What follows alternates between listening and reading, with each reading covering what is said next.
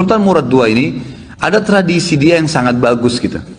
Dia punya sebuah buku ya, pribadi yang dia sering tulis sendiri pengalaman dia pada saat jadi pemimpin. Ya kan? Salah satu tradisi beliau ini setiap malam beliau kadang-kadang sering keluar tapi pakai baju biasa. Ditinggalkan semua pakaian kesultanannya, dia keluar dengan penasehatnya berdua ngeliling-keliling di jalan Istanbul. Liling-liling lihat, beli makanan di pinggir jalan, berbaur sama masyarakat, dengerin keluhan mereka. Ada orang yang sakit dibantu, ada yang butuh bantuan, fakir miskin dibantu. Dia tahu. Jadi dia tahu masalah di lapangan dan dia bantu. Besoknya didalamkan, diaplikasikan, diperbaikin, begitulah. Satu malam, dalam salah satu bukunya, dalam satu lembaran buku sejarah hidupnya, beliau bilang, satu malam saya nggak bisa tidur. Kemudian saya bilang sama penasihat saya, coba malam ini kita sama-sama yuk pergi keluar seperti biasa nyamar. Baiklah, jalanlah berdua ini. Begitu dia jalan, tiba-tiba waktu jalan di salah satu jalan-jalan kecil di Istanbul, ada satu orang jalan pegang botol khamr. Pas depan Sultan Murad, subhanallah, dengan hikmah Allah kepleset orang itu, jatuh, kendi khamrnya pecah, mati tiba-tiba. Di tempat mati orang itu. Waktu mati, biasanya kalau ada orang seperti ini jatuh tiba-tiba, umumnya kan banyak orang yang datang melihat ada apa keadaannya. Waktu itu Sultan Murad tiba-tiba datang dengan penasehatnya, lihat, diperiksa, sudah meninggal orang, diperiksa urat nadi lehernya tidak, udah mati orang ini. Tapi anehnya, nggak ada satu orang pun yang lalang itu mau lihat, nggak mau ditengok, nggak mau dilihat gitu. Langsung kata Sultan Murad, wahai muslimin, ini ada orang mati, gitu kan? Nggak ada yang nyaut. Dua kali, wahai muslimin, ini orang muslim, oh ini orang mati, nggak ada yang nyaut.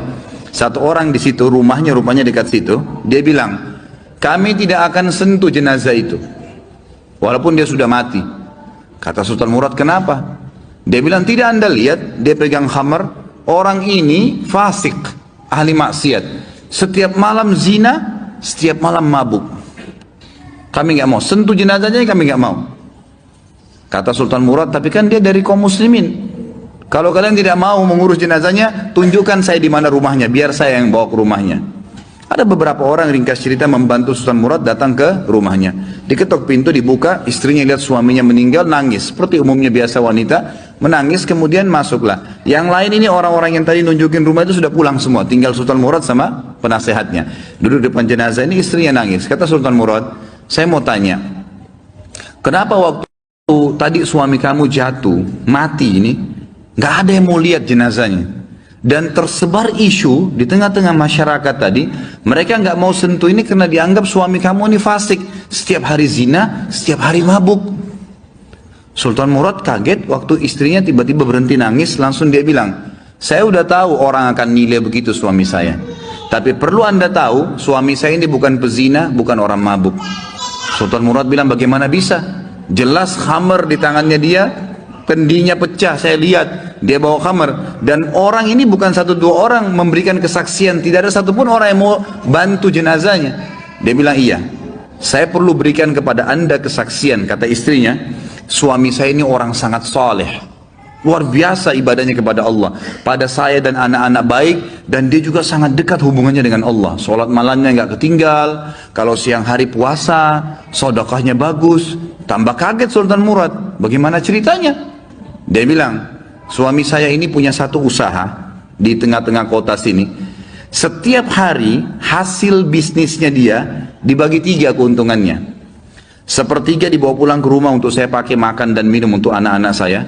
Sepertiga lagi, sepertiga keuntungan diberikan botol khamr, berikan minuman keras. Dia bawa pulang ke rumah, dibuang di WC. Dia nggak minum, dibuang di WC. Terus dia bilang apa depan saya, kata istrinya, itu yang berikan kesaksian. Setelah dia buang, dia bilang, segala puji bagi Allah, minimal membuat saya ya mengurangi orang muslim yang mabuk hari ini. Terus sepertiga lagi yang tersisa, dia datangi tempat perzinahan, lalu dia bilang sama yang punya tempat perzinahan, ini berapa orang wanita di sini berzina? 10 orang. Berapa bayarannya kalau perempuan satu malam sampai besok pagi dibayar?